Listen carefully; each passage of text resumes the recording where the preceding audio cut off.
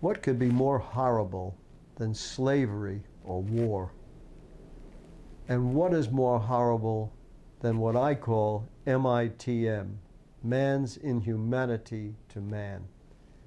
So we must push back, and many of our songs are intended to do just that. And yet, at the same time, we want our audiences to be touched by and feel peaceful from the beauty of our music and lyrics. So whether you want a unique musical experience or simply want to have that emotionally safe at home feeling, we offer you Evening Peace. In such a troubled world, we want you to find that evening peace brings you inner peace.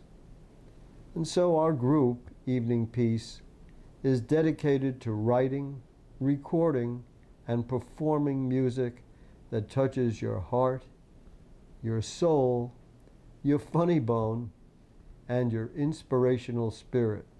So at the end of the day, when you need something to help you feel better, we invite you to your Evening Peace experience. With my composition, Hold a Song Together, a mantra for our time, we want to help bring a feeling of oneness to us all, a sense of belonging, a sense of community with each other.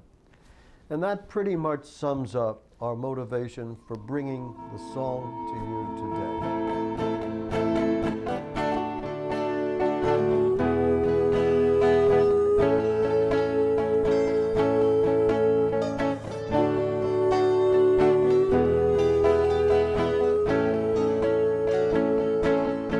Hold a song together, hold a laugh together, hold it now.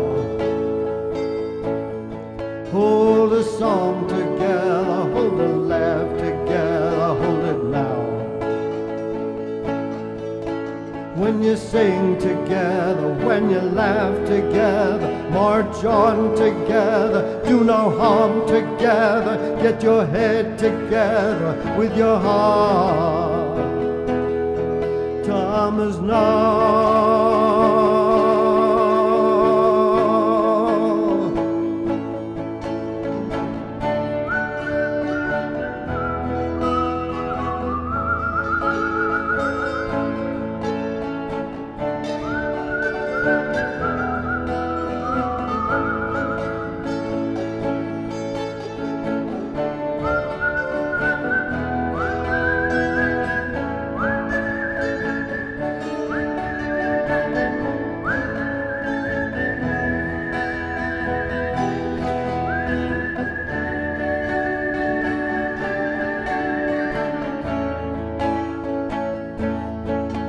When you sing together, when you laugh together, march on together, do no harm together, get your head together with your heart.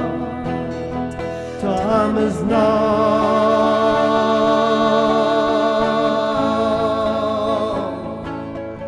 Hey, when you sing together, when you laugh together, march on together, do no harm together, get your head together with your heart.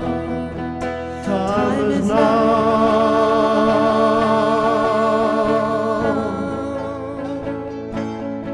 Hey, when you sing together, when you laugh together, march on together, do no harm together, get your head together with your heart.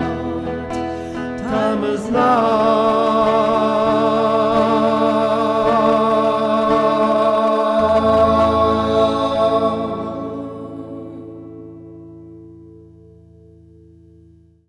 This is a fascinating song written years ago by a wonderful composer-singer named Mr. Terry Gilkyson.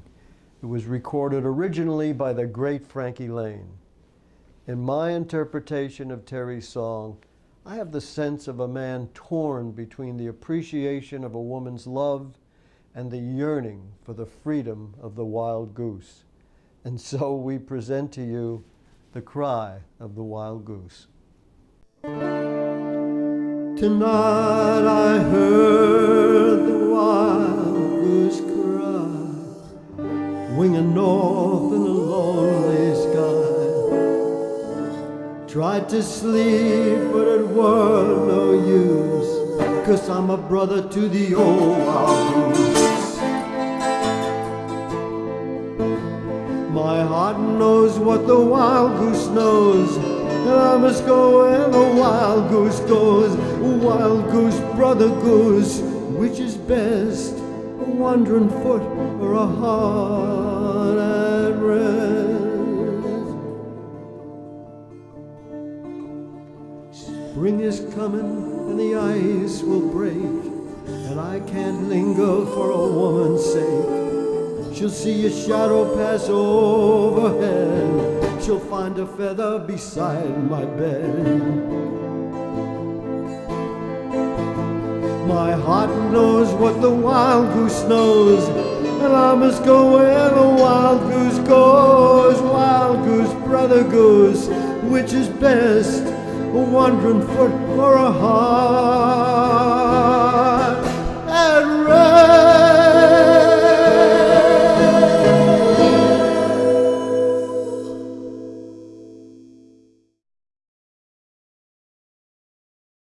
I've been blessed, teaming up with the exceptional talents of our songstress, Joyce Dee, and our guitarist, Monty Renov. We also work with a fine keyboardist who we hope will appear with us on our next video. Of all the places each of us could be on this planet, here we are, and what brought us together? Looks like the force is with us. Our Joyce Dee was born in Kansas City, and Monty Renov and I in New York City. And now we're all sitting here on this couch and hopefully making beautiful music together. So Joyce, let me ask you, what brought you to the world of music, and how did you discover your exquisite singing voice? What were your musical influences growing up? Well, Art, that's a fully loaded question, to which... And I would like to say I am not fully loaded at this time. to which I will work from the middle outward, because I'm still trying to discover my voice. But thank you anyway for that compliment. Exquisite, it's a lovely, wonderful adjective. I'll take that. Well-deserved description. Thank you. As far as what brought me to the world of music, there was always music on some level in the home. My dad was the active participant. My mother was the loving supporter. My dad played a baritone horn, and he was quite fond of marching band music, John Philip Sousa, Dixie jazz, and the Dixie brass and jazz bands. He was fond of that. And my brother, my oldest brother, was actually a prodigy accordion player. So I was always hearing music. As far as my earlier influences, the person who most inspired me was my cousin who played professional football. And unbeknownst to me, one Sunday I had an opportunity to go hear him sing, which I didn't even know he, did. I was used to him being the gridiron on the field, and until I went to this recital, and there he was singing classical repertoire. And from that point on, my life just, changed. It just opened up a whole new world of music for me. Outside of that experience, it was pretty normal. Top 40 radio, pleasant balance between R&B, country, jazz, and blues. Nothing really extreme or avant, as Missouri was not that culturally progressive. Yes, and then throughout middle school and high school, I was always around music and studying music and majoring in music. I should like to add that Joyce is also a teacher of music and teaches both children and adults. And I call teachers life changers because, as we know, a good teacher can change a child's entire life journey, making it a positive one. And Joyce is that kind of teacher. And Monty, tell us, what occurred in your life that has galvanized you to the world of music? And how did you become so versed musically that you can play any song in any key by just hearing it for the first time? That is remarkable. What galvanized me into getting into music? First of all, I discovered I was really tuned into music at a very early age. My mother would carry me around and sing, and I found it very moving, and it was very emotionally evocative, and I got very curious about why certain passages of music or sequences of chords would have certain effects, and I started experimenting with them. And then when I was about 12, I decided to start playing guitar, and there were certain influences on the radio, like the Ventures' Walk, Don't Run, which I loved. And I started getting curious about that. I looked up the author of that, Johnny Smith. I started listening to his music. He was a brilliant jazz player, which got me interested in that. And from there, I discovered Wes Montgomery, whose way of playing off extension chords and with his thumb opened my world even more. I also play bass, and there were a lot of influences along the way there, but I won't get into them right now. Come in. Oh, wait, I recognize you from somewhere. Didn't I see your picture in the post office? No, this is actually our wonderful publicist and promoter, Mr. Christopher Ceparano. Good to see you, Chris. I just did a little interview with Joyce and Monty, asking them what brought them to the field of music in which they so beautifully excel, and their answers were very, very fascinating. Well, thank you, Art. Thank you for inviting me. I appreciate that. Well, let me turn the question over to you.